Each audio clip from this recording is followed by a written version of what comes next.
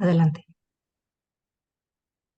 Y buenas tardes a todas y a todos nuestros colegas y amigos del doctorado en Ciencias Políticas del Centro Universitario de la Ciénaga de la Universidad de Guadalajara.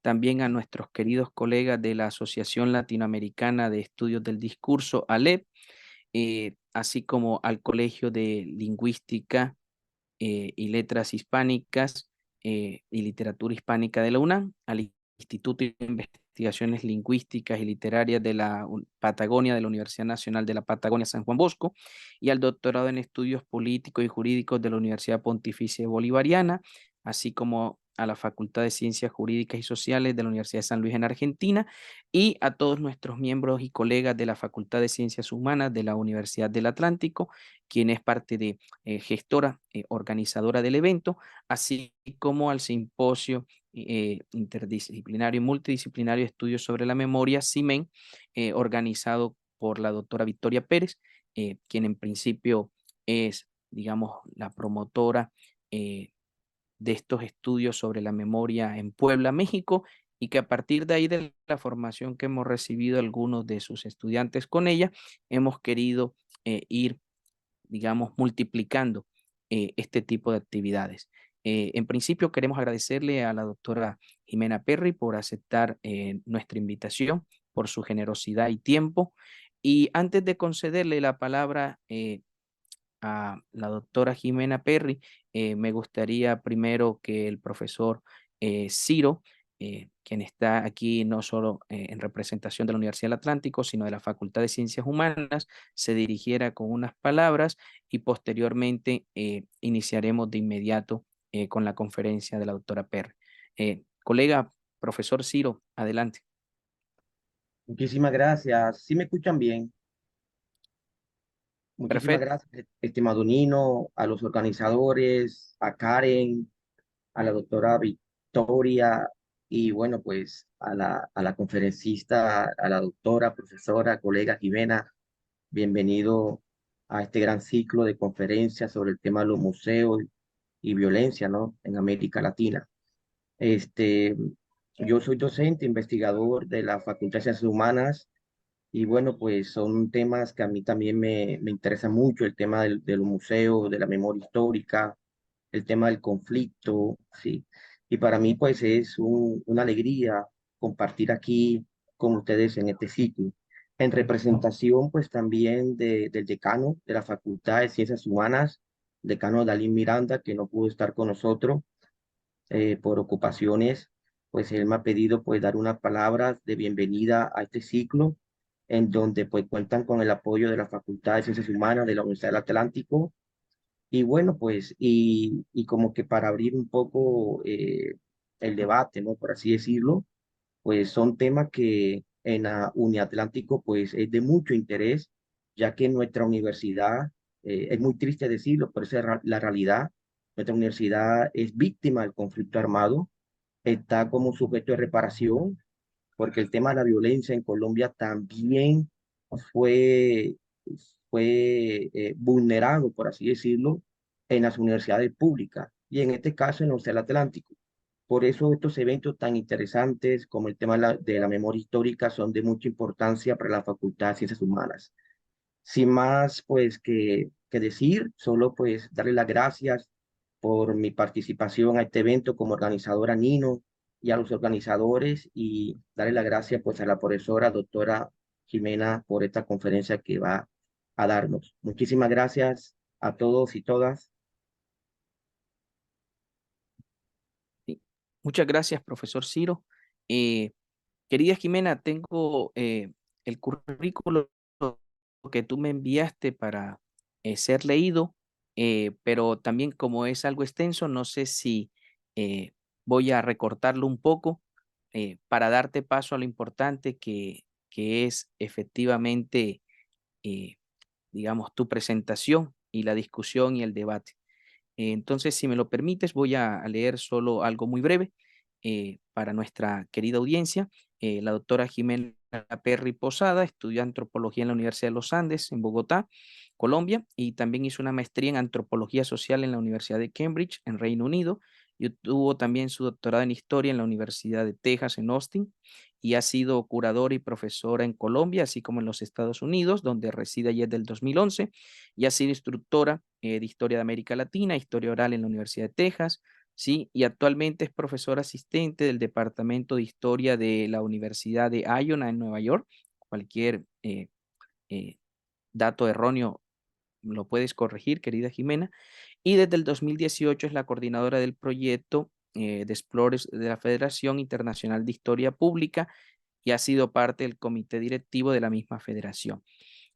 Como todos ustedes saben, los intereses de investigación de ella son los museos, violencia y memoria en América Latina, historia, la antropología, historia pública, y ha publicado libros como Caminos de la Antropología en Colombia y su más reciente libro que tiene que ver acerca de museos, exhibiciones y memoria de la violencia también en Colombia, y ha coeditado el libro de Comunidades Digitales, Museo, Historia Pública, Experiencias en torno a América Latina por la editorial de la Universidad Externado de Colombia y la Universidad San Francisco de Quito. Como pueden ver, el currículo de la autora Jiménez es bastante extenso, pero por motivos de tiempo, lo más importante es darte la más cordial bienvenida, querida Jimena, y la dinámica, te la reitero, tienes aproximadamente una hora, hora y 15 minutos para tu exposición y luego tendremos el espacio de debates, comentarios, objeciones y preguntas. Querida Jimena, sin más preámbulos, te damos la más cordial bienvenida y te reiteramos nuestra gratitud por toda tu generosidad. Muchas gracias, Nino, y a todos los organizadores de este evento. Quiero agradecer a la Asociación Latinoamericana de Estudios del Discurso, al Colegio de Lengua y Literaturas Hispánicas de la UNAM, al Doctorado en Ciencia Política del Centro Universitario de la Ciénaga de la Universidad de Guadalajara, al Instituto de Investigaciones Lingüísticas y Literarias de la Patagonia de la Universidad Nacional de la Patagonia San Juan Bosco, al Doctorado en Estudios Políticos y Jurídicos de la Universidad Pontificia Bolivariana, a la Facultad de Ciencias Económicas, Jurídicas y Sociales de la Universidad Nacional de San Luis, al Simposio Multidisciplinario de Estudios sobre la Memoria, y al grupo de investigación Intellectus Grecus Latinus de la Universidad del Atlántico. Y quiero agradecer también muy especialmente a Nino por haberme invitado, por haberme hecho parte de este evento que me parece tan importante. También quiero agradecer al profesor Ciro Eduardo Becerra Rodríguez de la Universidad del Atlántico, a Karen Cárdenas Almanza de la UNAM ALED y a la doctora Victoria Pérez del CIMEN. Es un gusto, doctora Victoria, volvernos a encontrar. Y bueno, permítanme, voy a compartir mi pantalla con ustedes. ¿Se ve bien la presentación? Sí, perfecto. Ay, empecé por la última filmina, perdón. Siempre pasa. Bueno, hoy les quiero hablar de mi libro que se llama perdón, perdón. Museos, exhibiciones y memorias de violencia en Colombia, tratando de recordar. En esta primera diapositiva está en inglés porque el libro fue publicado en junio de 2023 por la editorial Routledge. Esta es la carátula del libro. Estoy pendiente de traducirlo al español, lo cual es como hacer otro libro, entonces creo que eso se va a demorar un poco. Les quiero contar primero cómo llegué a este tema. Como mencionó Nino, yo vivo en Estados Unidos desde 2011, pero desde que estudiaba antropología en la Universidad de los Andes en Colombia, siempre me ha parecido muy interesante los museos como institución. ¿Qué son? ¿A qué se dedican? ¿Cuáles son los mensajes que transmiten? ¿Qué es lo que quieren decir? Y en un país como Colombia, los museos están sujetos pues, a voluntades políticas. Entonces, a veces cambian los discursos, los mensajes, etcétera.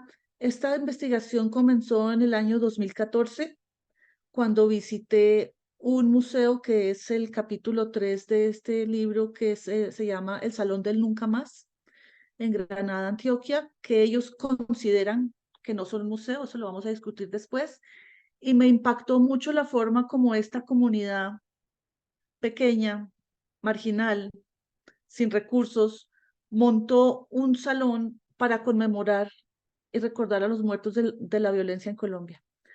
Eso me llevó a investigar otros lugares de memoria y me di cuenta que En Colombia en este momento hay más de 30 lugares de memoria, sitios de memoria, y cada uno representa o recuerda lo que vivió del conflicto armado de una forma diferente, lo cual es muy diciente porque en Colombia, pues desafortunadamente todos sabemos que pues el conflicto armado incluía pues masacres, bombas, asesinatos selectivos, desapariciones, secuestros. Digamos que la violencia es como la misma en todo el país, pero cada comunidad la apropia, si se puede decir así, y la representa de una manera diferente pues, para llevar a cabo sus propios procesos de duelo. Eso me pareció como interesante, sobre todo pensando en la gran diversidad cultural que hay en Colombia, bueno, y en América Latina. Entonces, el libro está dividido en dos grandes secciones, digamos.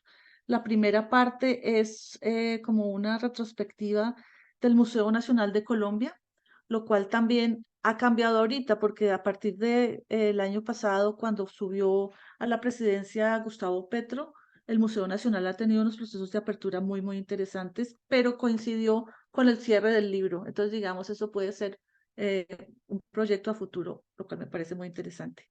Entonces, los dos primeros capítulos son sobre el Museo Nacional de Colombia y sus intentos por representar la memoria, y en la segunda parte son iniciativas locales. Como ya les mencioné, la primera es del Salón del Nunca Más en Granada, Antioquia, y la cuarta del Museo Itinerante de la Memoria de los Montes de María del Mochuelo, que acaba de estar en el Museo Nacional, que es también algo muy interesante, un museo dentro de un museo, pero pues de eso vamos a hablar en su debido momento. Y unos, digamos, comentarios finales en los cuales aclaro que debido a la gran cantidad de cosas que están pasando en el país, el libro se va a quedar corto porque en ese momento justo se posesionaba Petro, cambiaba el director del Museo Nacional, pasaban una cantidad de cosas, pero bueno, como les digo, me sirve para futuras investigaciones. El primer capítulo del libro se llama Tirando la toalla, representaciones de violencia política en el Museo Nacional de Colombia. Este título lo elegí porque en el año 2001, sí, en el año 2001, la directora del Museo Nacional era la política conservadora Elvira Cuervo de Jaramillo.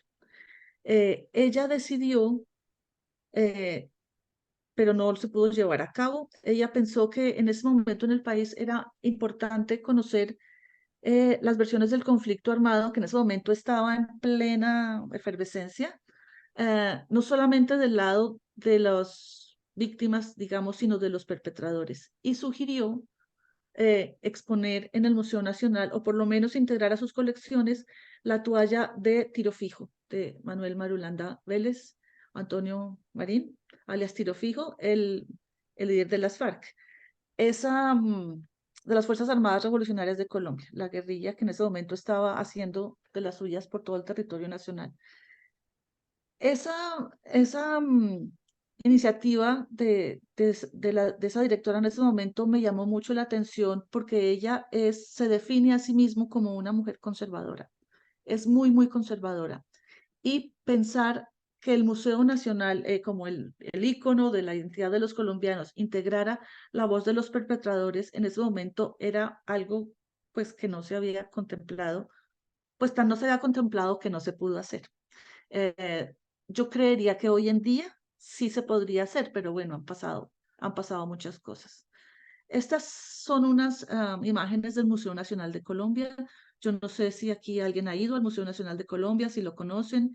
El Museo Nacional de Colombia tiene a su vez una historia muy interesante él, porque él fue el panóptico, fue una cárcel hasta principios del siglo XX, después se convirtió en museo, pero entonces todas las celdas donde están expuestas los objetos y los artefactos del museo están así, en celdas, y en el centro tiene un centro de observación como un panóptico. Eso también ha llevado como a muchas teorías y cosas, pero solamente como para contarles parte pues, de la historia del edificio. El edificio también es patrimonio de la ciudad, lo están cuidando mucho y se ha convertido recientemente, en los últimos años, se ha convertido en un centro de intercambio bastante interesante.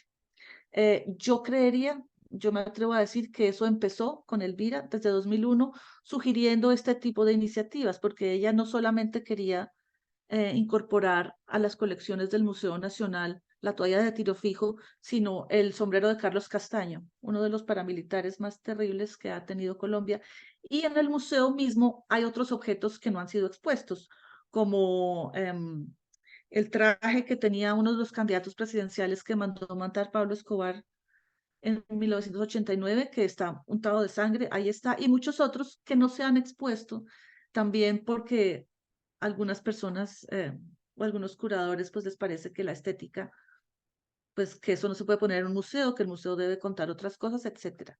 En esta pantalla, no del edificio, sino de al lado, hay un meteorito. Esa la escogí porque el meteorito fue una de las primeras piezas que obtuvo el Museo Nacional de Colombia. El Museo Nacional de Colombia empezó siendo una escuela de ingeniería y de botánica, siendo ciencias exactas. Su misión era llevar progreso al pueblo colombiano. Todo eso cambió a principios del siglo XX, cuando se empezó también a hablar de arqueología y de etnografía y de otras cosas debido a viajeros que fueron a Colombia, y el museo se dividió como en tres grandes partes: en arte, etnografía, arqueología, perdón, e historia. Sin embargo, el meteorito ahí sigue y ahí seguirá, yo creo. Hace parte importante del museo. Todo esto que yo les estoy dando, este contexto del museo, es para que ustedes sepan que el Museo Nacional siempre ha sido considerado el museo, la institución, un sitio, yo no diría sagrado, pero sí muy respetado por los colombianos, donde está la historia, donde está lo que nosotros debemos ser. Claro, hay muchas versiones de eso y eso se puede discutir de muchas formas, pero para que ustedes sepan por qué la iniciativa de Elvira en ese momento, en 2001, de exponerlo a la toalla de un perpetrador, de un criminal, fue tan mal vista.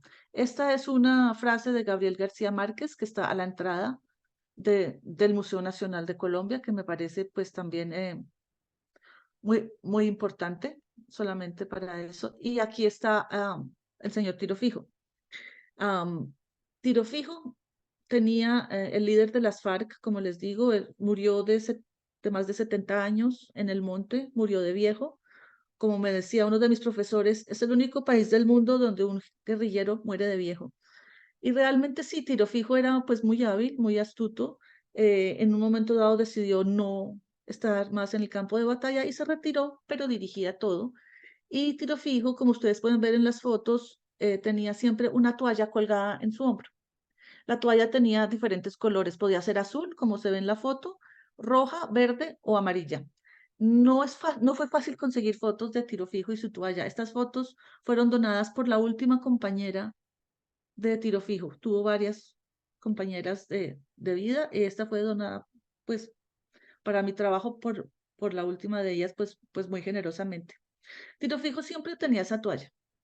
Con esa toalla él se limpiaba el sudor de la frente, él se limpiaba las manos, él espantaba mosquitos, era como una parte suya. Esa era la toalla que la señora quería poner en el museo, que no era una toalla, eran muchas toallas.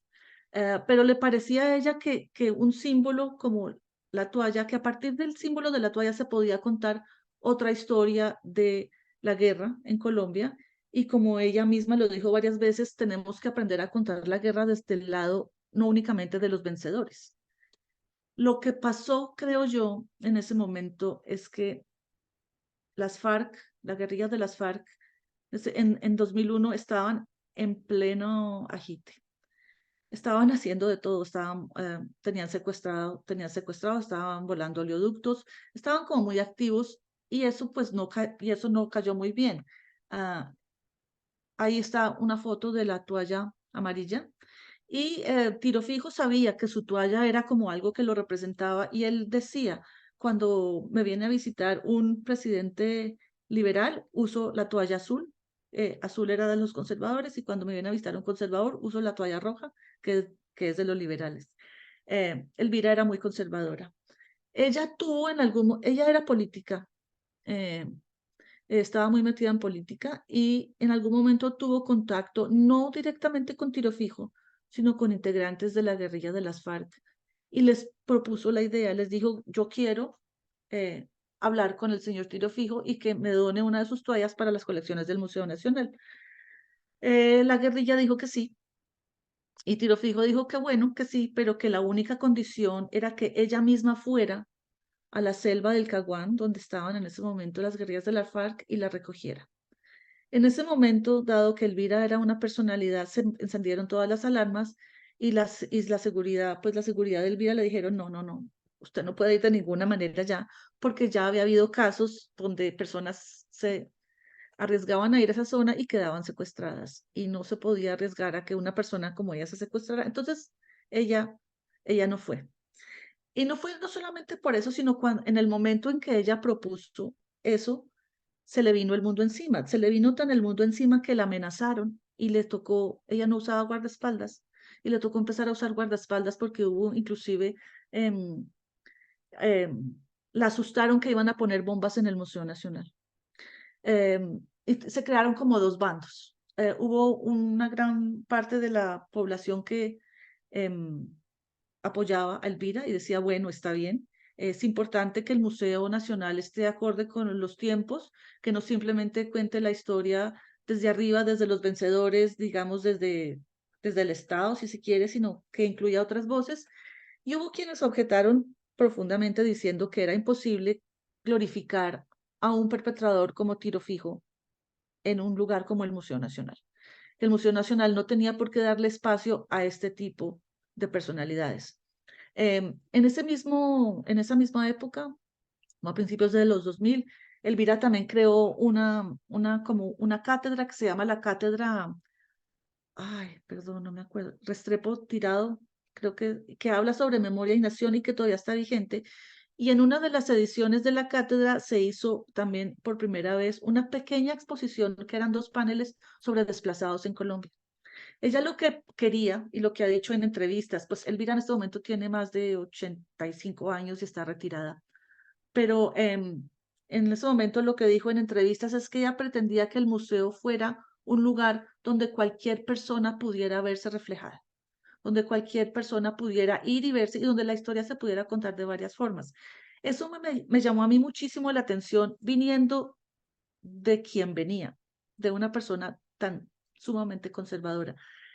La oposición que tuvo Elvira fue tanta que simplemente le tocó hacer una declaración pública y desistir. Simplemente el proyecto no se pudo llevar a cabo y como que se trató de olvidar un poco. Cuando yo empecé a hacer mi tesis, este libro viene de mi tesis de doctorado, le pedí una entrevista a Elvira. Yo la conocía porque yo trabajé en el Museo Nacional bajo su dirección, no en 2001, porque no soy tan vieja, pero más después, y me dijo que sí, claro, que ella me da una entrevista que yo le podía preguntar de todo menos de esto, que era lo único que yo le quería preguntar. Me dijo, no, mijita, yo te hablo de todo, pero de esto no. Entonces me tocó darle la vuelta y ahí entendí por qué para ella había sido tan doloroso ese episodio. Primero porque una persona supremamente conservadora, muy católica, muy pues política, muy del establecimiento, al atreverse a hacer eso y recibir tanto rechazo para ella fue como un desprestigio total. Se le fueron encima de una forma terrible y casi le toca dejar la dirección del museo, aunque no lo hizo. Y fue tal el desprestigio y la presión que recibió por parte de colegas y políticos que por eso lo abandonó. Sin embargo, a mí me parece que fue, esto lo digo y también lo digo en el libro, me parece que fue un acto de valentía, me parece que fue un acto visionario, conociéndola, una persona tan conservadora, porque es que es así, súper conservadora. Esto me parece que fue como un destello diciendo, bueno, es que el museo tiene que ir más allá de la simple narrativa estatal. Eso me parece que es algo pues para resaltar y como alabarle a Elvira. Otra de las razones por las que esa propuesta fue tan rechazada fue porque en ese momento el presidente Andrés Pastrana, que ustedes ven en la foto, citó a Tiro Fijo en el Caguán, en lo que se llamaba la zona de distensión, para poder empezar a hablar de proyectos de paz. y Tiro Fijo no fue. Como ustedes ven en la foto, esa foto se hizo famosa en todo el mundo, de ahí salió lo que se conoce ahora como la silla vacía. Tiro Fijo dijo que lo que pasaba era que lo querían matar, que había francotiradores esperándolo para matarlo, lo cual es falso. Y todo el esfuerzo del gobierno y Elvira siendo parte del gobierno en este oso mundial tan monumental, también sirvió para que la gente le dijera: ¿usted cómo va a poner en el Museo Nacional la toalla de un señor que acaba de hacerle semejante desplante? Y también hubo un incidente con unos secuestrados, había un niño secuestrado que estaba muriendo de leucemia, su papá estaba secuestrado por Tiro Fijo y el niño salió en televisión pidiendo que le dejaran ver a su papá porque era lo único que quería hacer antes de morirse, y Tiro Fijo se negó y el niño se murió. Eso tampoco pudieron perdonarlo los colombianos, y pues es porque es algo horrible. Entonces, todo eso contribuyó a que la propuesta de Elvira se cayera, y fue como un episodio oscuro, dice ella, pero yo creo que le dolió mucho que también un poco de ego, pues que le dijeran que no. Ese es el primer capítulo. En ese primer capítulo, entonces yo discuto qué es un museo, para qué sirve un museo, eh, qué se documenta, qué no se documenta, qué se registra, qué se esconde, etcétera. Ese capítulo va de la mano con el capítulo 2, que en español se llama Para que la vida no sea asesinada en primavera, violencia política en el Museo Nacional de Colombia, que fue 10 años después, cuando Elvira ya no estaba de directora del Museo Nacional. Se hizo una exposición chiquita, pero se hizo sobre otro guerrillero del M-19, que es una guerrilla diferente a la de las FARC. Yo no sé si ustedes recuerdan el movimiento M-19. Ellos se consideraban una guerrilla no, no violenta, entre comillas, porque hicieron la toma del Palacio de Justicia, pero digamos hacían como acciones espectaculares como para ganarse la simpatía de la gente. No querían hacer, digamos, actos violentos, no secuestraban tanto, digamos. Eran como, por ejemplo, se robaban comida de camiones y se las llevaban a barrios pobres. Querían ser ese tipo de guerrilla. Sin embargo, con la toma del Palacio de Justicia en 1985, eso como que les cambió la percepción a la gente, y les tocó empezar a pensar en desmovilización. Uno de los líderes desmovilizados del M-19 era el comandante Carlos Pizarro, que se lanzó a la presidencia en 1989, pero con él también se habían lanzado a la presidencia ese mismo año el líder de la Unión Patriótica, del partido de izquierda, Bernardo Jaramillo Osa, y Luis Carlos Galán Sarmiento, del Nuevo Liberalismo. Los tres candidatos fueron asesinados en 8 meses, así seguidos, por narcotráfico y guerrilla. Entonces, en 2010, la directora de ese entonces, que se llama María Victoria de Angulo de Roballo, decidió que estaba bien hacerle una exposición como en homenaje a los tres candidatos. Sin embargo, volvemos un poco a lo de antes. Se le hizo una exposición conmemorativa a Carlos Pizarro, el que dijo para que la vida no se hace asesinada en primavera, el ex militante del M-19, y a Luis Carlos Galán. Pero a Bernardo Jaramillo Osa de la Unión Patriótica, no. No porque, pues porque era comunista realmente, pero eso no lo dijeron abiertamente. Entonces, otra vez vuelve y juega el Museo Nacional. Entonces, ¿qué tipo de discursos está tratando de decir? Yo creo que la exposición de Pizarro se pudo llevar a cabo primero porque estaba desmovilizado, y porque Pizarro era de una familia tradicional donde su papá había sido también parte de la Armada. Entonces también tenía algo de establecimiento, y porque era un hombre muy carismático. Sin embargo, vuelven a dejar de lado a personas que ellos consideran no son parte, pues, de lo que debería ser el Museo Nacional. Esta es la foto del comandante Pizarro, que esta exposición fue curada por una de las hijas del comandante Pizarro. Esta exposición comenzó, su primera versión fue en Barcelona, y pretendía ser una exposición íntima, como muy familiar, como ella reconciliándose con su padre, porque ella casi no conoció a su padre, porque su padre estaba pues militando en el monte, era un guerrillero.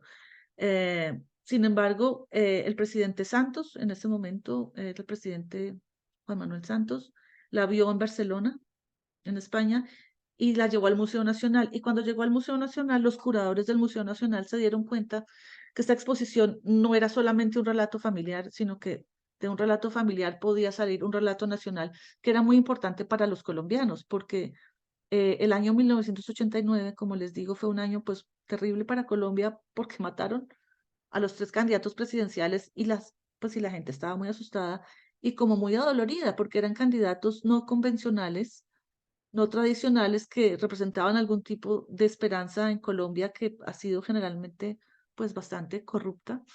Y entonces la muerte de ellos 3 fue como bastante dura. Entonces en esta foto se quería representar como Pizarro y la gente. Pizarro era muy cercano a la gente.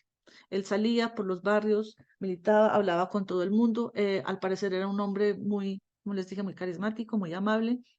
Entonces, un relato familiar, como les digo, se volvió un relato importante donde se habló de la toma del Palacio de Justicia, donde ahí también hubo reacciones pues bastante fuertes por parte del ejército, más que todo, pero fue una de las primeras veces que se habló de la toma del Palacio de Justicia en Colombia en 1985, donde hubo más de 100 muertos y todavía hay desaparecidos y todavía hay mucho dolor alrededor de eso.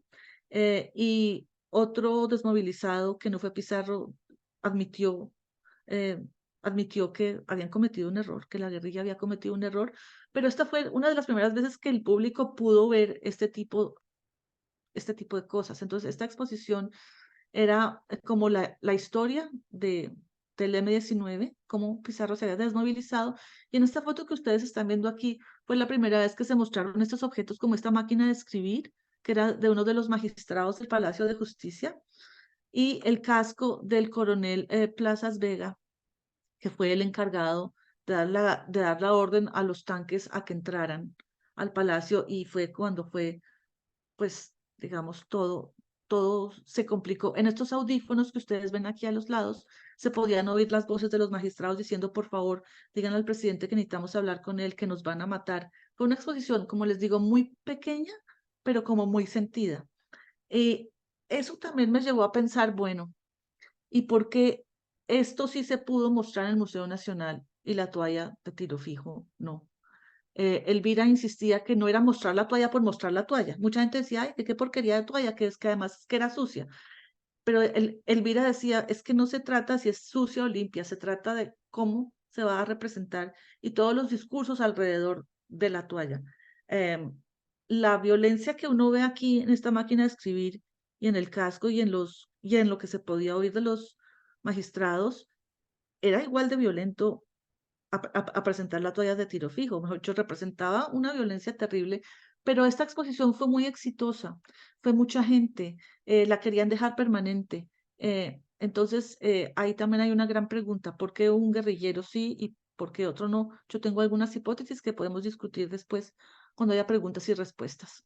Aquí ven otra perspectiva de la exposición de Pizarro. Estas fotos me las mandó una de las curadoras de la exposición de Pizarro. Yo no la alcancé a ver en persona. Así, ella me explicó que así parece más grande, pero que en realidad era muy chiquita, que se podía recorrer perfectamente en 2 horas y que había pues elementos interactivos donde se podía ver la historia del Museo Nacional. Esta parte de democracia, esos paneles eran movibles, etcétera. Parece que fue pues bastante. Y después vino la de Luis Carlos Galán, que también fue muy, digamos, muy importante. Y cuando la directora del Museo Nacional planteó la idea de hacerle una al líder de la Unión Patriótica, la ministra de Cultura dijo que el Museo Nacional no podía ser un sitio donde se contaran los crímenes de Estado. Ahí viene como otra forma de cómo el Estado sigue estando presente en el Museo Nacional, sigue controlando los discursos, sigue diciendo qué es lo que debemos decir y qué no. Aunque yo creo que en este momento, ahorita, hoy, en 2023, eso ha cambiado un poco, pero bueno. El tercer capítulo, que empieza con la segunda parte del libro, se llama Memoria, Recuperación y Justicia, el Salón del Nunca Más en Granada, Antioquia, que personalmente es el capítulo que más me gusta, porque tuve la oportunidad de hacer trabajo de campo con los líderes comunitarios de el Salón del Nunca Más, que es un sitio muy impresionante porque se nota la violencia. Me he dicho, el objetivo de ellos con el salón es impactar al visitante. Ellos dicen que si las personas de ahí no salen llorando, ellos no han cumplido con su objetivo. Y sí, todo el mundo sale llorando. La violencia es muy cruda y en contraposición del capítulo 4 que ustedes van a ver, donde no muestran la violencia por ninguna parte porque no la quieren mostrar. Aunque es el mismo fenómeno, lo hacen de formas diferentes. Entonces, esto solamente pues para recordar, este es el mapa de Colombia aquí arriba. Este rojito aquí chiquito es el mapa del departamento de Antioquia y aquí este puntico es el municipio de Granada. Esta es la plaza principal de Granada. Granada es un pueblo muy chiquito. Granada sufrió la violencia pues del conflicto armado a ver, Granada hasta como 1900, hasta finales de los 80, principios de los 90, tenía 18.000 habitantes y debido a la violencia en 2003 tenía solamente 3.000 habitantes. En este momento se han ido recuperando, han contado más de 57 masacres investigados por ellos mismos, pero siguen saliendo. Ha sido un pueblo muy, muy golpeado por la violencia y en el año 2003 sufrieron un suceso que los marcó profundamente, es que la guerrilla de las FARC puso una bomba que destruyó el casco urbano completamente. En el Museo del Nunca Más tienen un pedazo de la bomba, ahorita se los voy a mostrar.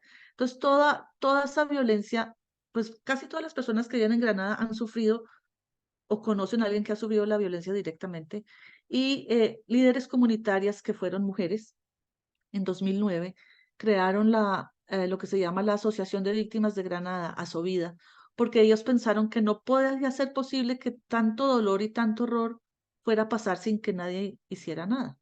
Entonces, bueno, esta es la iglesia, otra iglesia en otra plaza de Granada, esta le llaman la catedral porque es un poco más grande y está al lado del salón, por eso la puse. Aquí ustedes ven la biblioteca pública, la Casa de la Cultura, y aquí abajito, aquí donde está esta señora, aquí es el Salón del Nunca Más. Esta es la puerta. Entonces, Asovida fue creada en 2009 y el Salón del Nunca Más fue abierto como poco después. Ellos, en cuanto, digamos, a la discusión de museo o no museo, siempre han sido como muy claros en que esto no es un museo. Cuando yo les pregunté, bueno, este museo, me dijeron, no, no, no, no, esto no es un museo. Los museos son para los muertos. Los museos son donde las cosas van a morirse, donde la historia queda quieta, donde todo se pierde.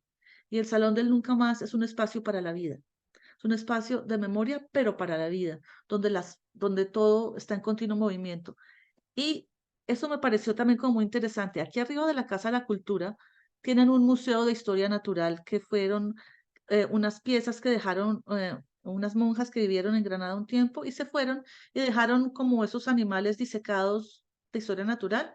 Entonces hay animales de la región que están disecados. Entonces me llevaron allá y me dijeron, si quiere un museo, esto sí es un museo, que son animales disecados quietos, así horribles, donde todo está así como congelado en el tiempo. Eso me pareció una concepción de museo para ellos como muy interesante. Sin embargo, cuando aplican, por ejemplo, para recursos económicos, dicen que son un museo. Hablan del guión del Salón del Nunca Más. Las líderes que lo manejan toman cursos de museología. Entonces, esa discusión que tienen ellas ahí de que los museos son para los muertos, me parece algo pues muy interesante, sobre todo ahora que estamos tratando en Colombia, pues no están tratando en Colombia de precisamente mostrar que los museos son mucho más que un lugar de almacenar cosas, sino lugares interactivos, activos, pues como muy integrados a la vida social de las comunidades. Cuando uno entra al Salón del Nunca Más, lo primero que ve es esta pared. En esta pared hay 200 fotos de personas víctimas del conflicto. Es realmente muy impactante porque el salón es chiquitico, es un cuarto realmente muy pequeño, tiene un segundo piso, pero es muy pequeño. La líder una de las fundadoras del salón me dijo que en este momento el salón acaba de ganarse un premio internacional porque el gobierno colombiano nunca ha financiado al salón. Todos los recursos que tienen vienen de agencias españolas o francesas. Se acaban de ganar otro premio internacional y están están habilitando otro cuarto, lo cual me parece pues buenísimo. Estas fotos que ven ahí son de personas pues que murieron durante el conflicto armado que sus familiares han donado. Em, si las familias deciden que no quieren más la foto, pueden ir y quitarla.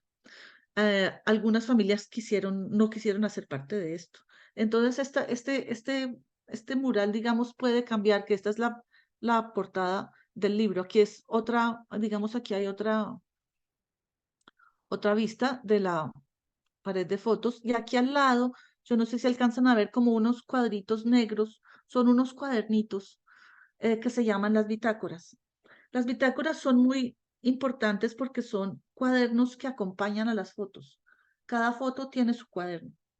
Y en su cuaderno, y en ese cuaderno, las directivas pensaron que eran como para que los familiares o la gente que fuera a visitar a sus muertos pudiera escribir cosas relacionadas con el conflicto. Y cuando yo fui y vi las bitácoras, pensé que ahí iba a encontrar cosas del conflicto como descripciones o algo, pero son totalmente diferentes. Se han convertido como en ejercicios como de memoria y como de mucho afecto de las personas hacia sus muertos. Entonces les escriben, por ejemplo, acontecimientos que les han pasado en su vida. Mamá, hoy bauticé a mi hijo, me hubiera gustado mucho que estés aquí, te extraño mucho. No se menciona casi nada la forma en cómo murieron las personas, ni la violencia, en algunas, pero no todas. Y eso también me hizo pensar a mí cuando estaba realizando el trabajo de campo en este lugar, que aquí están manejando memoria como a dos niveles que a veces pensamos están separados, pero realmente no están separados, que siguiendo a Maurice Holbach, que fue uno de los autores que usé, era como memoria colectiva y memoria individual, que él llama memoria autobiográfica, pero realmente no se pueden separar, están juntas, porque cada foto tiene su relato en la bitácora y uno no puede entender la foto sin haber leído la bitácora. Las bitácoras están guardadas, han sufrido mucho y durante COVID sufrieron muchísimo, se están desbaratando. Entonces, parte de de los recursos que tienen ahora están restaurando las bitácoras, lo cual me parece maravilloso. Tienen unos archivos digitales donde alguna vez algunos estudiantes transcribieron contenidos de las bitácoras, pero pues sería una pena dejarlas morir. Son unos relatos realmente como muy impactantes y es cuando uno entiende realmente cómo el conflicto ha afectado la vida de las personas a unos niveles que uno no se imagina, pues porque uno no es víctima, y cómo la memoria tiene como unos caminos que uno no se imagina. No se puede escribir un libro sobre memoria generalizando, siempre va a haber alguna excepción. No hay un manual para hacer duelo. Eh, es bastante interesante, bastante complejo y bastante complicado de leer, sobre todo cuando se trata de niños. Hay varias bitácoras de niños. Cuando toca leer bitácoras de niños es realmente muy terrible. Estas son algunas de las bitácoras, eh, de algunas de las personas. Estos son dos bitácoras de dos niños. Esta guía que no salió la cara, lo lamento mucho, fue una vez que me hizo ellos solamente hacen tours cuando las personas los llaman, ellos abren el salón, porque el salón es gratis, nadie paga por nada. Entonces ellos solo abran cuando la gente, como por cita. Y me leyó bitácoras que habían escrito, por ejemplo, niños, que se las habían muerto sus papás o algo. Y eso fue un ejercicio como bastante duro. Esta mujer ahora es madre comunitaria, se retiró de ser guía.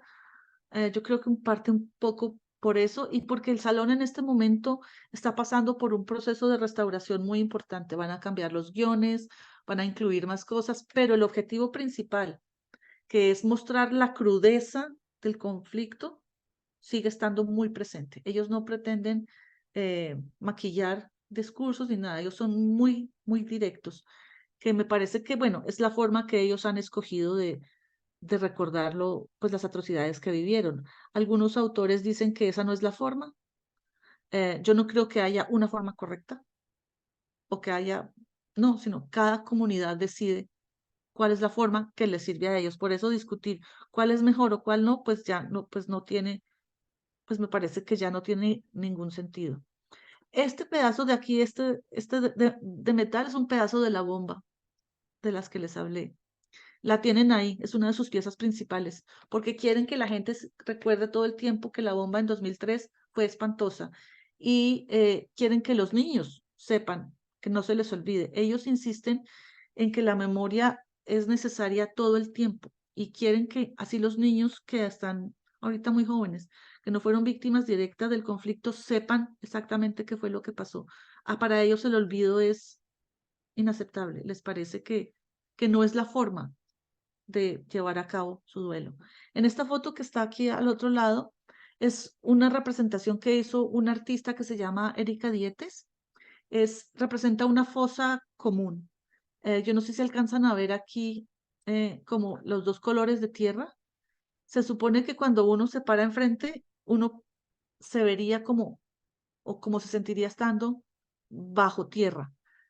Esa persona en la foto soy yo que hice el ejercicio, por eso tomé la foto, que me parece también algo como algo muy poderoso, porque es que ellos, como les dije, ellos quieren que uno sienta lo que ellos sintieron, ellos quieren que la gente sepa el dolor que ellos sintieron y por eso les parece que olvidar no tiene ningún sentido, que es la forma que ellos han encontrado de llevar a cabo, pues de llevar a cabo sus duelos. El salón es un lugar muy interesante, es muy popular, va mucha gente, van muchos colegios, hacen visitas guiadas y la líder ahora se acaba de lanzar a la política. Está muy contenta porque dice que así puede hacer que su salón sea más visible. Pero para ella la memoria es un arma política, no en el sentido de partidos políticos, sino como una forma de compromiso, una forma de decir, aquí estamos, esto nos pasó y queremos que nos reconozcan, queremos que nos miren, queremos que el gobierno mire acá y se dé cuenta de todo lo que nos pasó. Ellos sufrieron violencia de paramilitares, guerrilla y el ejército.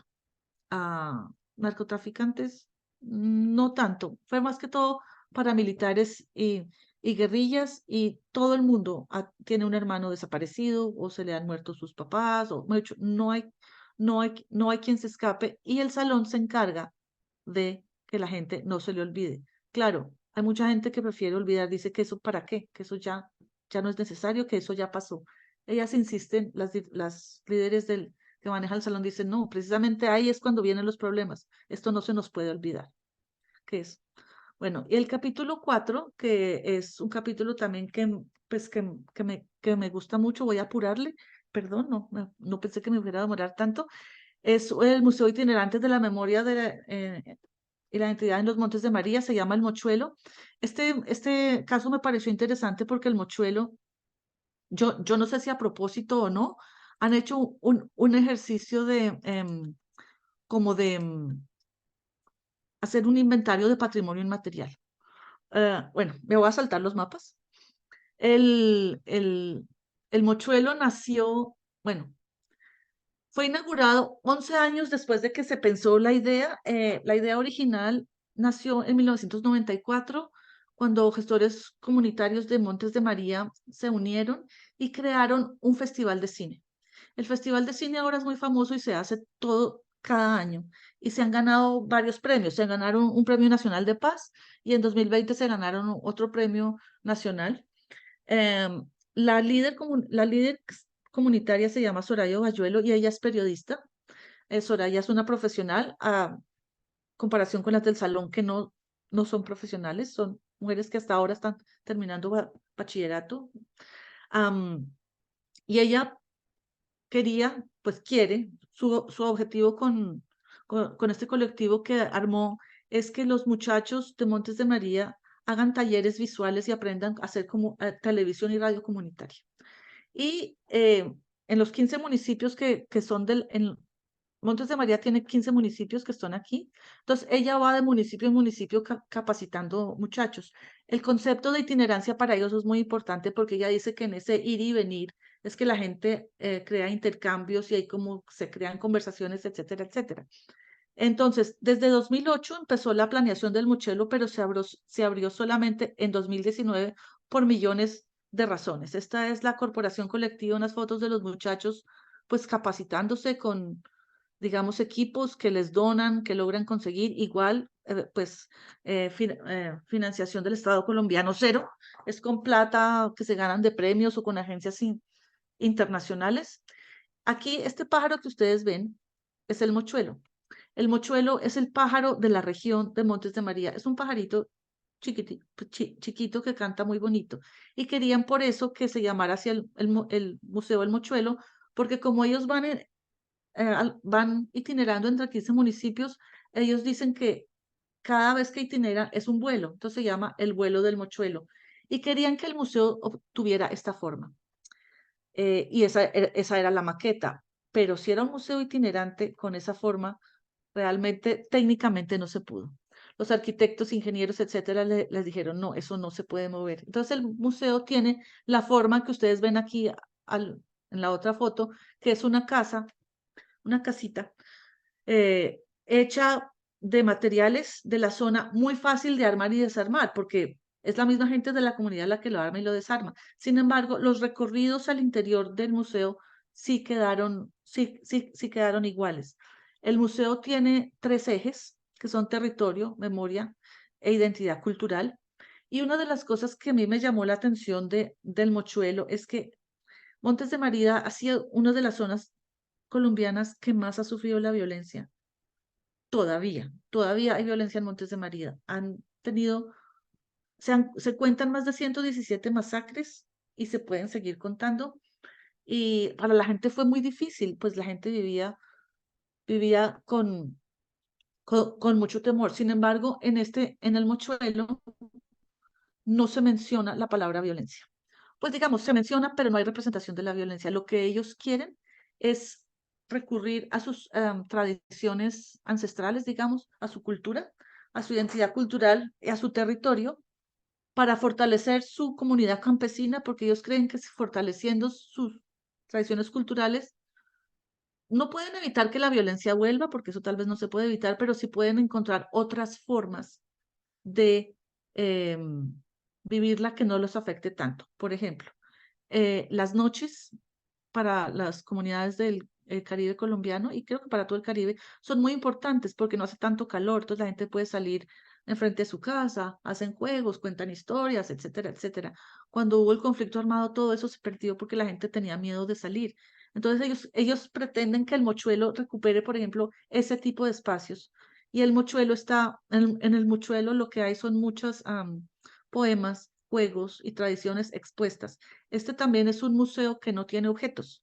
No tiene objetos en el sentido tradicional de un museo, porque además, ¿cómo hacen para cargarlos? Entonces tienen muchos dispositivos interactivos para que la gente pueda reconocerse e interactuar. Esta señora que ustedes ven aquí es Soraya Bayuelo, la periodista, que ahora ella es pues muy famosa. Este es el mochuelo, como el logo del museo. Esta señora que ustedes ven aquí se llama Beatriz Ochoa, es una de las filósofas de la región que escribió este poema. Ah, no se los voy a leer por cuestiones de tiempo, pero es el poema que recibe a las personas cuando entran al, al mochuelo, lo cual también es, ellos dicen, nosotros somos gente de palabras, le dan mucha importancia a la tradición oral. Y en esas tradiciones orales que ellos están, digamos, mostrando y representando, hay un inventario de patrimonio inmaterial pues bastante importante y además las exposiciones cambian, porque cada vuelo que hace el mochuelo que va a regiones, de pronto cambian los poemas o las historias orales que ellos quieren decir, lo cual es importante. Esto es una foto del mochuelo de noche, perdón que está un poco borrosa. Estas fotos, el mochuelo por lo general abre a las 4 de la tarde y cierra por la pura noche, precisamente pensando en lo que les dije antes de recuperar espacios perdidos como el de la noche. Estas son simplemente como perspectivas. Estos son los recorridos de el mochuelo. Como ustedes ven, aquí hay pues telares, fotos, estos donde la gente puede ver videos, etcétera. Esto que me pareció importante, pero es que hay una foto, esta foto. Esta pieza es una pieza muy importante porque se llama el árbol de la vida. Es un árbol donde están algunos nombres, no todos, algunos nombres de las víctimas del conflicto armado, de dónde eran, su fecha de nacimiento y muerte, de las que se han podido recuperar. Cuando yo le pregunté a Soraya que si era parecido al Salón del Nunca Más, me dijo que no, que ellos jamás podrían pensar en poner la foto de alguien que estuviera muerto y que jamás podrían representar la violencia de esa manera tan cruda porque eran sus amigos, sus compadres, y que en ese sentido no querían retraumatizar a la gente y volver a hacer sentir eso. Esto era simplemente un homenaje. Este señor que ustedes ven aquí de gafas es Giovanni. Giovanni es uno de los curadores del mochuelo que más o menos ha hecho todo este montaje. Y él mismo decía, es muy difícil a esta gente que ha sufrido tanto decirles que les vamos a mostrar otra vez imágenes de guerra en las exposiciones que se hace el que se hace pues en el mochuelo. Estos son unos carboncillos que hizo un pintor de la zona, y por ejemplo, esta es una línea de tiempo de algunas de las masacres que un campesino está leyendo, pero como ven no hay fotos, no hay, simplemente está la mención y como una cronología, no más. Y estos son espacios adentro del mochuelo que, por ejemplo, estos tienen una sala de juegos donde las niñas pueden jugar juegos tradicionales como la golosa, o pueden hacer danzas, o pueden hacer juegos. Digamos, es un sitio para que la gente la pase chévere, como dice Soraya. Estos son un tipo de paneles también, las danzas, y estos que son unos objetos muy importantes que se llaman las sábanas de los sueños, donde la gente, al municipio donde ellos van, la gente pinta o representa lo que quisieran ser y lo que ha representado el conflicto, y las ponen como parte del, pues de la exposición del mochuelo. Para ellos la memoria es hacia el futuro. Ellos no miran la memoria para atrás, sino para adelante. Bueno, entonces, ¿para qué nos sirve eso? Pero para adelante. Sí tenemos que acordarnos de la violencia y que sí fue terrible, pero bueno, para adelante, ¿cómo vamos a hacer para adelante? Y digamos, descripciones tan dramáticas, si ustedes quieren, como tan fuertes como hacen en el Salón del Nunca Más, para ellos no es posible. Ellos lo hacen de otra forma. Ellos quieren mirar para adelante, que no es la misma forma de olvido. Entonces, por ejemplo, aquí pues hay talleristas. Esta señora está explicándole a una niña, supongo que algo del conflicto armado. Y una cosa que quiero mencionar antes de dar paso a preguntas es que el mochuelo, como es museo itinerante, estuvo adentro del Museo Nacional 2 meses. Se fue el 18 de septiembre y me parece que ha sido una apertura del Museo Nacional y un hit del mochuelo impresionante. Eso no se hubiera podido hacer con directores anteriores, sino con el director que está ahora, que se llama William López, que viene de la museología comunitaria, que es un hombre extremadamente valioso y que no, pues obviamente está nombrado por el gobierno, pero como viene de la museología comunitaria, tiene otro tipo de discursos.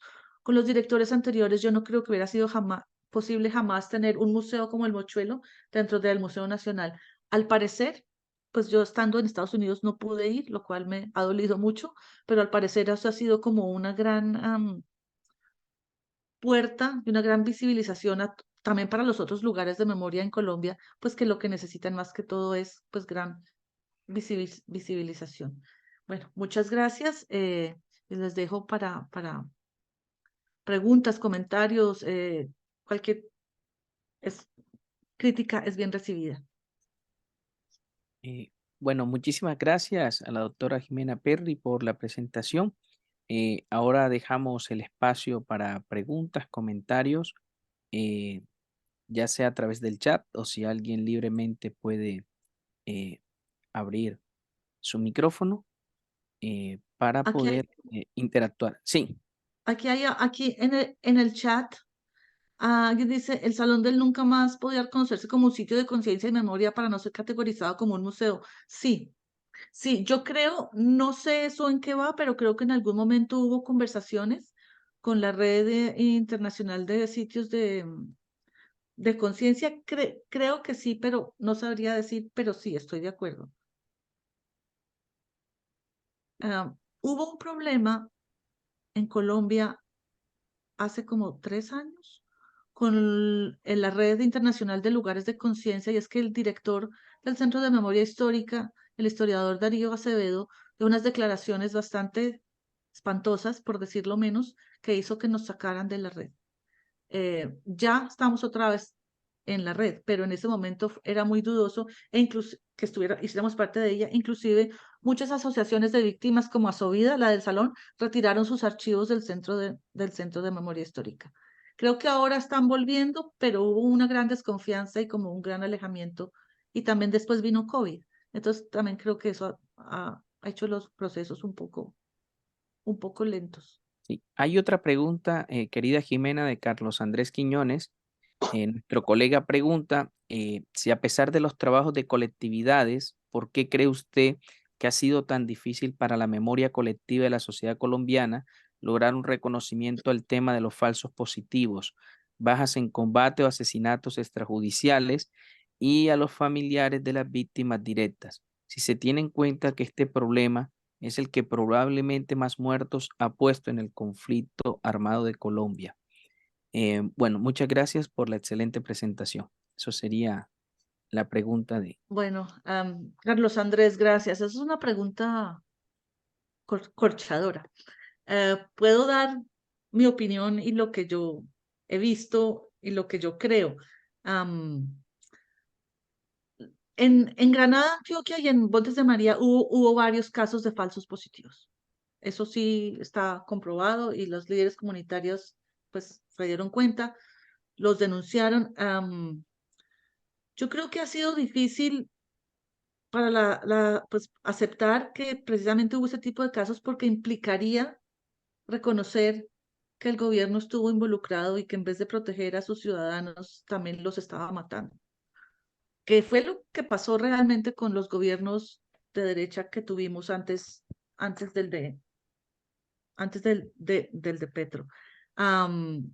Y creo que reconocer eso implica una cantidad de acciones también a nivel de política pública que Colombia no creo que esté preparada para hacer, porque también implica reparar víctimas, pero no repararlas simbólicamente, sino con dinero.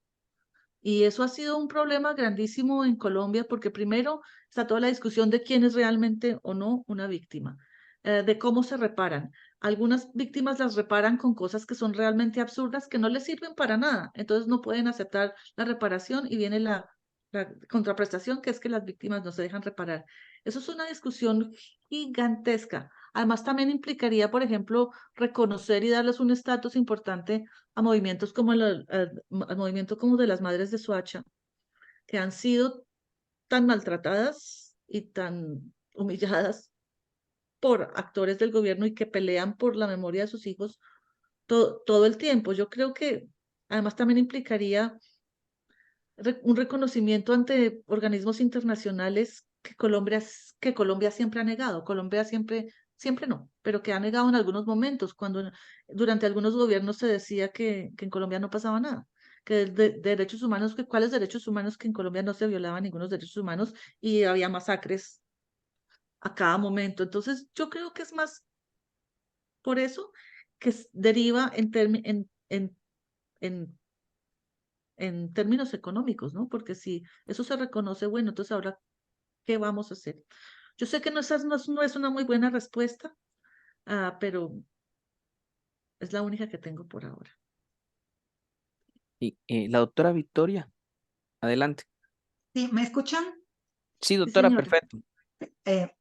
Mucho gusto, buenas tardes.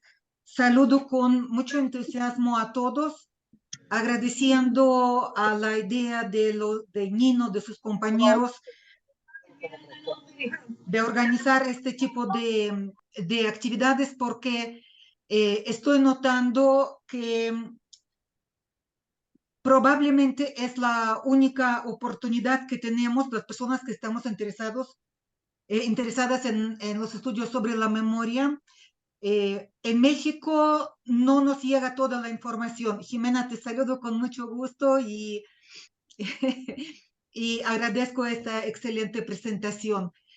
Comento que es importante porque este concepto, por ejemplo, de falsos positivos, yo lo conocí hace unos 4 años, probablemente un poco menos, a través de Carlos, precisamente, de Carlos que quiere, Quiñones, que quiere, más bien que está realizando esta investigación.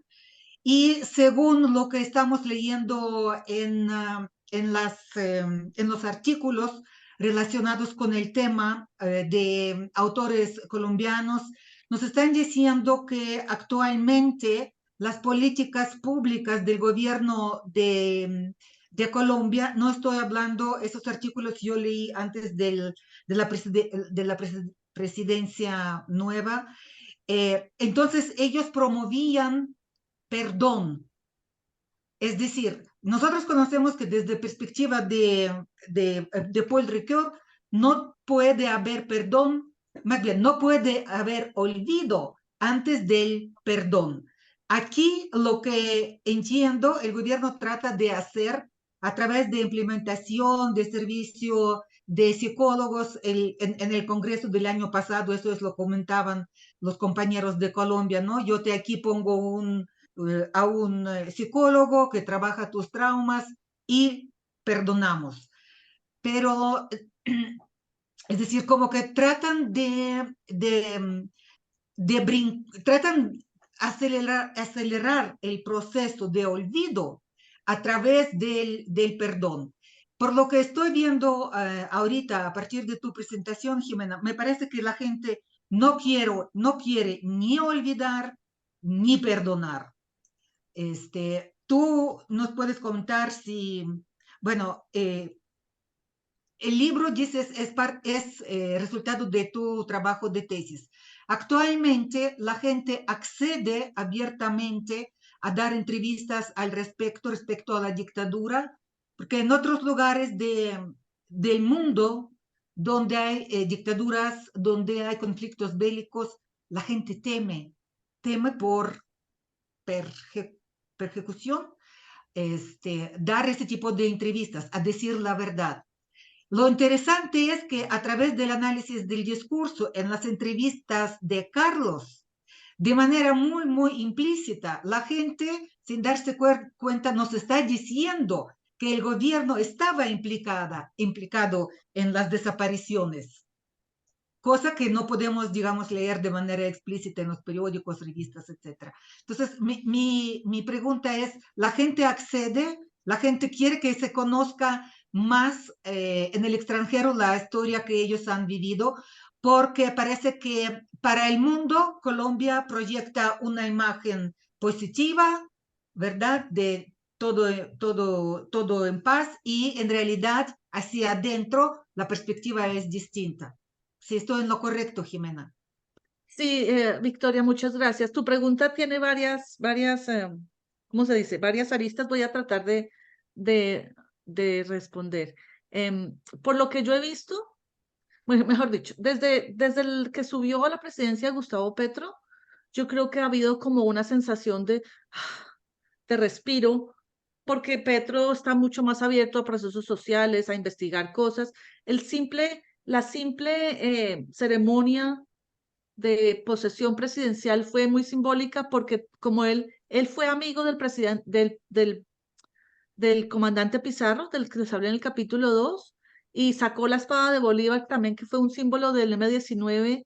El M-19 se robó la espada de Bolívar y después la devolvió, y Petro hizo que en su posesión llevaran la espada de Bolívar, y ver a Petro caminando con los militares, eso fue una simbología muy impresionante. Entonces, creo que eso ha abierto procesos para que la gente pueda decir más cosas. Hay otra cosa que se me olvidó mencionar que también es importante, y ha sido la entrega de hace un año ya del informe de la Comisión de la Verdad. El informe de la Comisión de la Verdad fueron 4 años de trabajo de campo de investigaciones, 11 comisionados yendo por toda Colombia averiguando qué fue lo que pasó.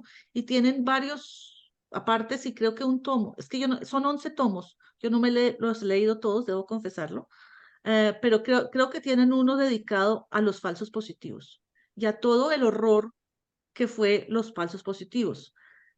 Yo pienso que desde que subió Petro, la gente sí está más dispuesta a hablar y a decir qué fue lo que pasó.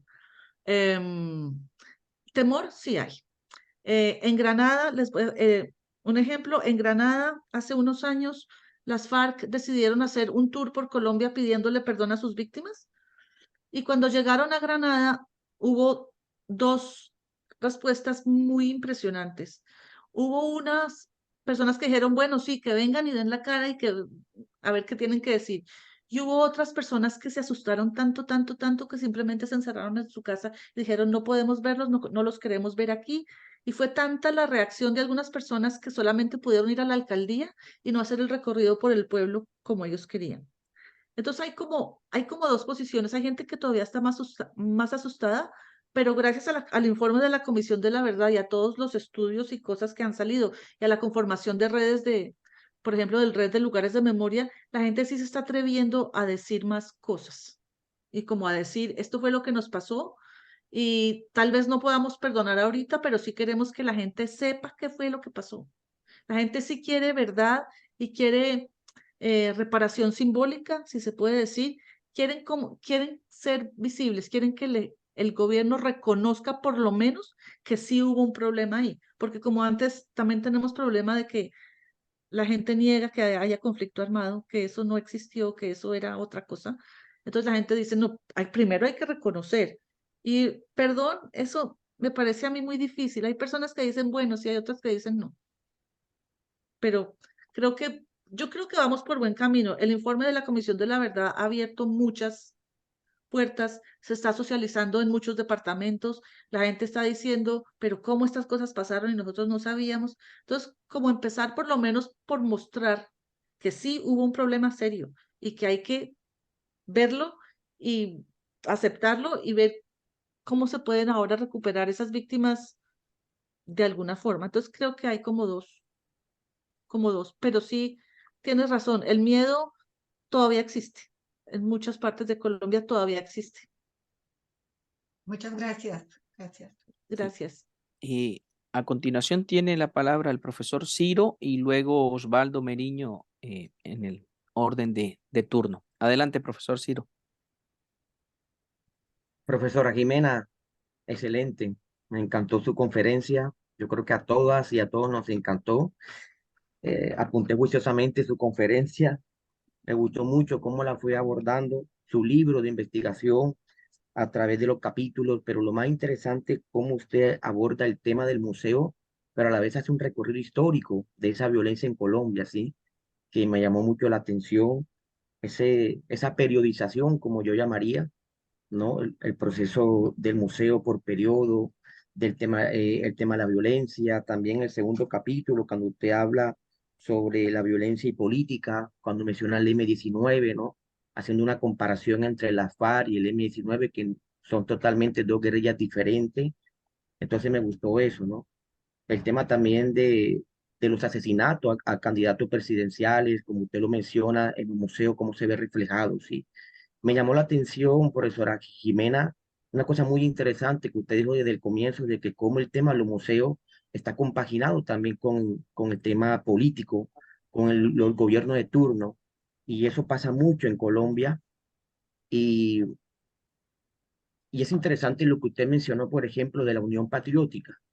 Yo cuando fui al Museo Nacional, es muy curioso porque hacen una periodización de muchas cosas, de los objetos, pero cuando llegan a la parte de la historia política, en el caso de la UP, solamente, doctora Jimena, estimada, solamente le abordan como que una pared, por así decirlo, o media pared, a un caso tan importante que fue la violencia de Colombia como fue el genocidio de la UP. Entonces, yo comparto eso con lo que usted dice, se me eriza la piel, porque cómo es manipulada la memoria histórica a través de los museos, ¿sí? Me gustó eso lo que usted expresó y más bien es como que un aporte. También cómo se ve el tema de la disputa, la memoria histórica. Por ejemplo, usted lo mencionó, el director anterior, Acevedo, cómo realmente él decía de que en Colombia no hay un conflicto, que en Colombia no hubo una violación a los derechos humanos, que hubo fue como que algunas complicaciones de cosas criminales y ya, y quedamos mal parados a nivel internacional, en la red, como usted dice, en la red de memoria histórica a nivel mundial, donde están muchas asociaciones de memoria histórica, como en Alemania, Francia, España, en fin, Argentina, quedamos mal parados, ¿no? Y eso hizo, como usted lo expresó, de que muchas asociaciones, muchas organizaciones quitaran sus archivos de la memoria histórica al director anterior. Esperemos que con este nuevo cambio de coyuntura política se mire otra perspectiva diferente y esperemos que sea así, ¿no? Por ejemplo, con el colega Gonzalo Sánchez se avanzó mucho, pero con Acevedo yo creo que se retrocedió y como usted lo expresa, ¿no? Eso tomo de la Comisión de la Verdad que sacó el padre de Roux, me parecieron muy interesantes, el padre Francisco, son como que el inicio de algo interesante.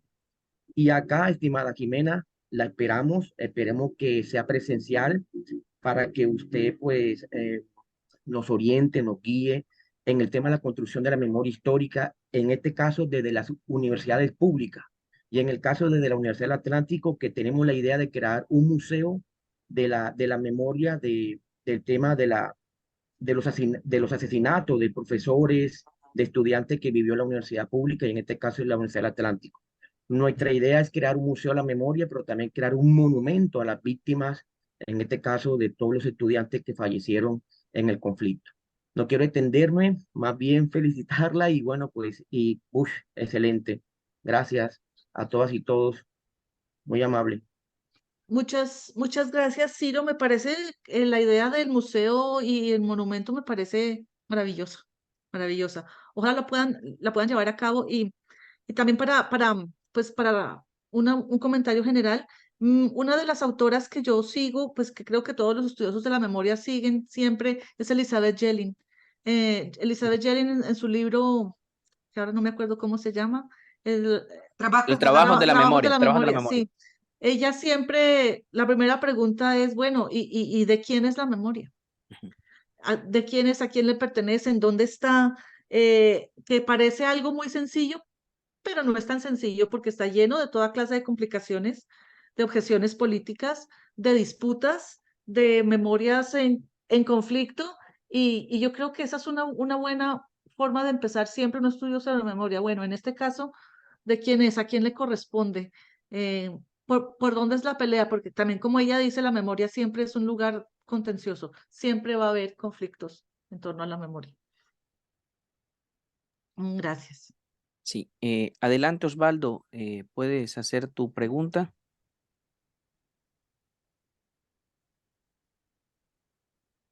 Buenas tardes a todos los asistentes, especialmente a la doctora expositora, al profesor Ciro y todos los que hacen presencia en estos momentos. La verdad es que el tema tiene una amplia cobertura. Además de eso, ¿sí me escuchan? Sí. Sí. Sí, bueno, Perfecto, sí. bueno, un tema de una amplia cobertura que es muy difícil, entendemos, de desgranar o desglosar en un espacio tan corto como el que hemos estado. Deja muchas reflexiones, muchos análisis y que plantea también conjeturas. Yo podría decir que si al museo, si como los gobiernos, el sesgo político, ideológico, impide desentrañar la verdad histórica y exponerla a través de un museo. Entonces, me gustaría pues que la doctora nos dijera cuál ha sido el papel de los medios de comunicación, si se han tenido en cuenta como ese instrumento que ha servido para hacerle apología a un sector a un sector de los actores armados y que inclusive ha sido mencionado por uno de los líderes de ese sector armado como los que han promovido, publicitado a estos grupos armados. Y otro aspecto importante que también considero relevante es la cuestión que tiene que ver con el lenguaje. Usted ha dicho en varias ocasiones, por ejemplo, que el M-19 robó la espada de Bolívar, como también nombró la palabra secuestro. Estamos viendo ahí que cómo se puede llevar a un museo las interpretaciones lingüísticas, por decir así, sobre, o la significación de una expresión más bien, a un museo cuando un sector habla de secuestrar y otros hablan de retención política. Cuando un sector no habla de robar, sino habla de recuperar un símbolo que consideran importante para los propósitos en la lucha insurgente pues, que han librado. Es todo lo que yo quería pues, comentar. Gracias. Vale. Osvaldo, muchas gracias. Voy a ver, voy a empezar primero por la pregunta pues por el comentario de los medios de comunicación.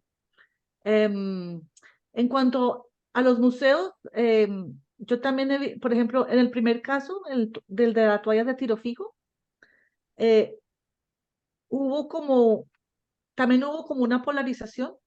Hubo muchos periodistas, pero muchos, más periodistas en oposición a que la toalla de tiro fijo estuviera en el Museo Nacional por millones de razones, por lo que les dije, porque cómo va un perpetrador a estar en el Museo Nacional, porque la toalla además que era sucia, cómo va a estar una toalla sucia en un lugar como Museo Nacional, cómo representar tan básicamente, también le dijeron a Elvira que de una forma tan básica el conflicto, pero hubo otros periodistas, pocos, pero hubo, que la apoyaron incondicionalmente porque se dieron cuenta que ella estaba tratando era de hacerle una apertura al museo.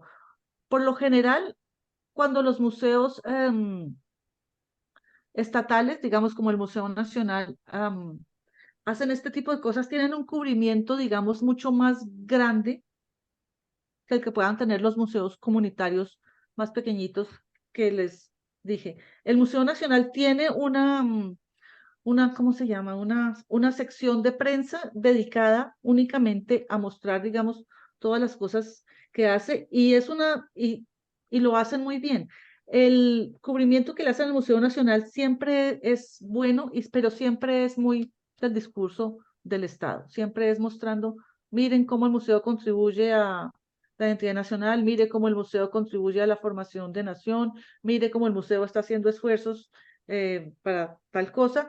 Sin embargo, desde que está William creo que lleva un año o un poquito más, o un poquito menos, eh, la prensa, la sección de prensa y los comunicados de prensa han tomado otro aspecto, no de lleno, porque pues no creo que lo pueda hacer de una en un año, pero sí he notado que ahora, por ejemplo, están más enfocados en promocionar, por ejemplo, una exposición que era que se llamaba La Esquina Redonda, que era sobre el Bronx, en la calle del Bronx en Bogotá, donde hay problemas de drogadicción muy serios. Hicieron una exposición de eso muy interesante. Eso también fue bastante cubierta por los medios. Y otra exposición que hicieron sobre hip hop, una que hicieron sobre transgénero. Están dedicados como a otro tipo de temas que hasta ahora no habían sido tratados por el Museo Nacional. Y aunque la cobertura de los medios de comunicación no es tan grande, sí hay como pasitos, sí hay como que se está abriendo, pero el discurso grande sigue siendo el museo es el gran museo. Y en cuanto al lenguaje, sí, pues reconozco que al hablar a veces uno usa palabras, digamos, sin pensarlo mucho. Claro, para los grupos guerrilleros como el M-19 no era robo y secuestro, pues, eran otras cosas. Sin embargo, para los medios de comunicación y lo que uno lee, sí era robo y sí era secuestro. También depende por donde se le mire.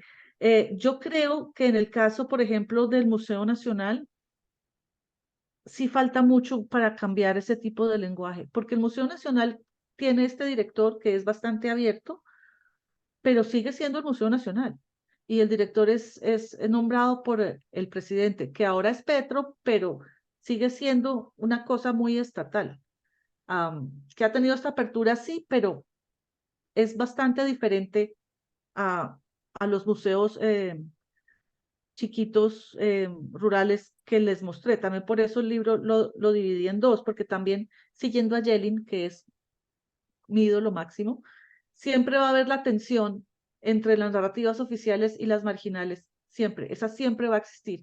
Así haya puntos de contacto, de encuentro, siempre va a existir. Y el lenguaje es parte de eso. Siempre va a haber, hay puntos de tensión que toca negociar para llegar como a acuerdos de representación en cuanto a la memoria. Claro, para los desmovilizados del M-19, no fue robo, la espada de Bolívar fue otra cosa, pero para los que estábamos afuera, puede que no. Entonces, eso sí es algo que me parece que falta negociar y me parece que no se ha visto mucho, que no se ha estudiado mucho. Y me parece que es importante. Pensando ahorita en lo que ustedes mencionaron, por ejemplo, en todas las iniciativas de comunidad, de humanidades digitales, en todos los programas de texto que hacen minería de texto y eso me parece que ahí puede salir una cosa pues bastante interesante que yo la verdad no he visto mucho. Entonces, eso es lo que puedo decir al respecto. Bueno, no sé si hay otro Gracias. comentario. A Osvaldo, muchas gracias también por la pregunta. No sé si hay otro comentario o pregunta dentro del auditorio. Yo quería hacer un último comentario, Jimena. Precisamente iba en la Sí, misma claro. línea un poco, tanto Osvaldo, pero recoger un poco también lo que ha dicho la doctora Victoria y el profesor Ciro. El tema del museo en cuanto al aspecto estético, ¿no? Porque de alguna manera se piensa en recrear un tipo de experiencia de la violencia. Por ejemplo, el holocausto nazi, que es como el caso más paradigmático, tienen museos en donde recrean la experiencia de pasarte por un túnel, que sientas la oscuridad, el sufrimiento, y el mismo que pasa también con, digamos, la terminología, como señalaba Osvaldo, de las interpretaciones puestas allí, digamos, de quién instancia la memoria, el discurso de la memoria, en este caso los museos nacionales, pero también privados, etcétera. También de alguna manera se pone en juego, digamos, la perspectiva estética o de la dimensión estética de sensibilización que se quiera hacer, ¿no? Por ejemplo, en este caso, la representación de la violencia que mencionabas, no sé, en otros casos, no sé, una motosierra puede ser, digamos, el acto más simbólico de que alguien pueda recordar, por ejemplo, temas de paramilitarismo, etcétera. Pero precisamente esta cuestión que mencionaba la doctora Victoria de el olvido, es decir, lo que uno quisiera olvidar serían todo ese tipo de experiencias, digamos, estética, una estética del terror o de lo criminal, uno quisiera olvidarlo de alguna manera para perdonar. Y los museos, entonces, digamos, ¿quién dirime la cuestión del tipo de recreación estética, aparte de los artistas? Me parece a mí que es importante de qué tipo de violencia son las que se simbolizan y cuáles de alguna manera son las que son determinadas y experiencialmente, digamos, más pedagógicas, educativas, ¿no? Porque además estos museos no están simplemente dedicados a mayores de edad, etcétera, tal, sino en algunos de estos museos ingresan niños, por ejemplo, cuyas experiencias iniciales de alguna manera son traumáticas para tener luego un efecto pedagógico, por decirlo así. Entonces, me gusta intercambiar contigo tu opinión. Aquí también está el profesor Rodolfo Wenger, que es nuestro profesor de estética y trabaja mucho esta área. Me llama mucho la atención de qué tipo de experiencias estéticas son las que se construyen, sobre todo para una pedagogía de la memoria. No sé si la pregunta es pertinente y coherente, Sí, querida Jimena. claro. Creo que es bastante pertinente, Nino, porque, a ver, te voy a contestar con un ejemplo. Al Museo Nacional llegó cuando mataron a Luis Carlos Galán, que fue un candidato presidencial de los tres que mataron, lo mandó matar Pablo Escobar. Llegó al Museo Nacional su traje, el traje con el que lo mataron lleno de manchas de sangre. La esposa lo donó. Y ahí está. Lo querían exhibir y dijeron que eso no se podía exhibir, que cómo iban a exhibir una cosa manchada de sangre, que lo lavaran. Pues no se podía lavar porque lavarlo pues perdía todo el significado, entonces que no, que eso era algo que no se podía mostrar en el Museo Nacional, precisamente con un poco parecido a la toalla, porque era sucio, porque eso no se veía bien. Sin embargo, años después, en 2000, hace unos 7 años, 6 años, abrieron una sala en el Museo Nacional que se llama Memoria y Nación. Y una de las piezas más importantes de esa sala, porque ahí ya estaban empezando a mostrar el conflicto armado, es una foto gigante de un soldado que está desnudo sin una pierna. Se llama el David. Está en posición, pues como el David que está en Florencia, creo que está bueno. Pero sin una pierna, que es una foto, pues no tiene sangre ni nada, pero es una foto muy violenta, porque es un muchacho muy joven sin su pierna y abajo está toda la representación del conflicto. Eso, sin embargo, no hay sangre. Es una foto, digamos, artística, si se quiere. Pero eso ya es una apertura precisamente para mostrar, además es grandísima, no es chiquita, es una foto realmente muy grande.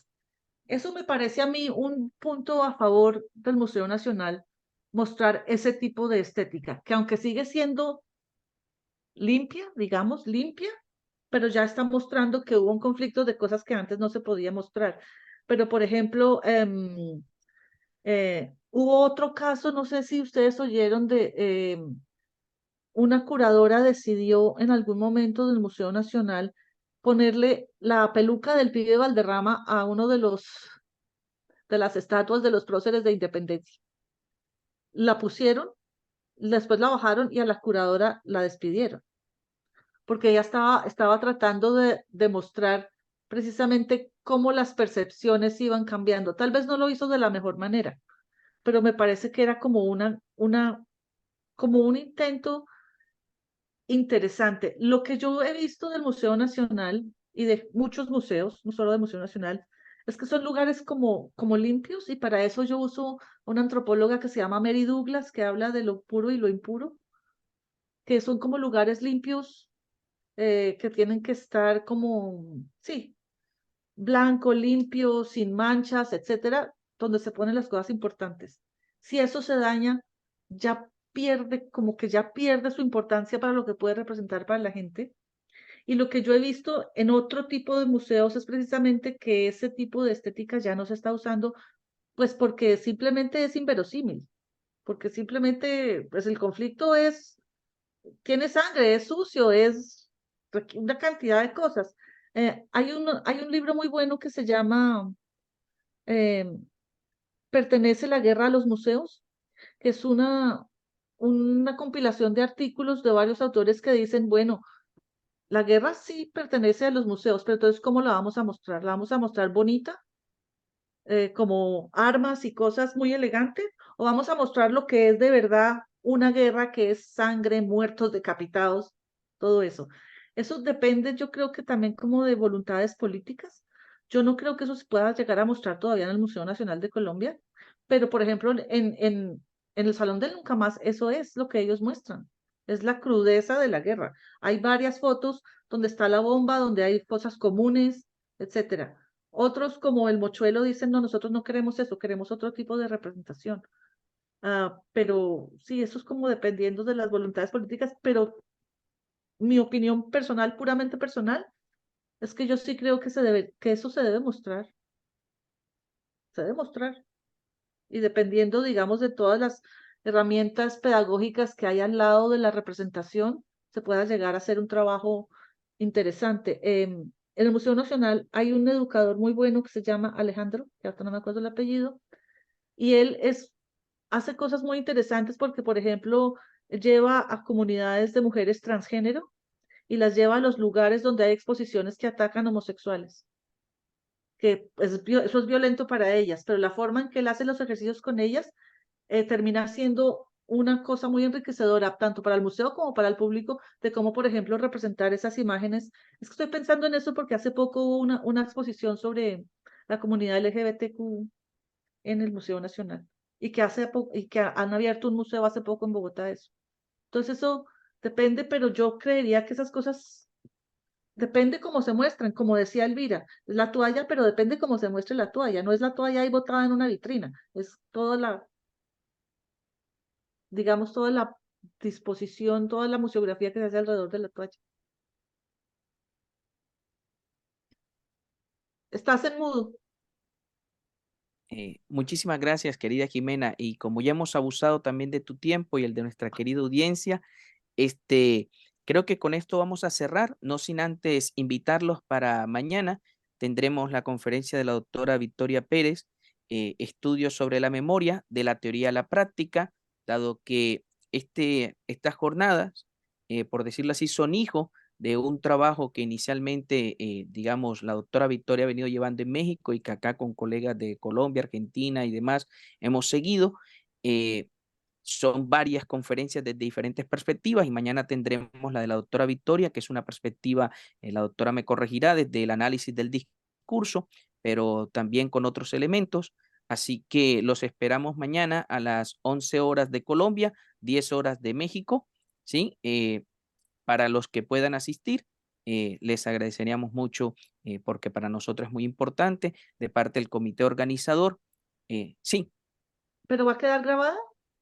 sí, sí, la de Ah, mañana también, si la doctora Victoria nos los autoriza, por supuesto que lo grabaremos porque la idea es poder generar una red de estudios sobre esto. Como decía la doctora Victoria, ha sido una de las que más lo ha impulsado en Puebla y nosotros queremos seguir el trabajo de ella junto con colegas de historia y de otras áreas y esperemos pues que esto coadyuve a esas prácticas y por supuesto que grabaremos todas las conferencias que tendremos en este ciclo y los invitamos pues a que continúen mañana con nosotros en la segunda conferencia.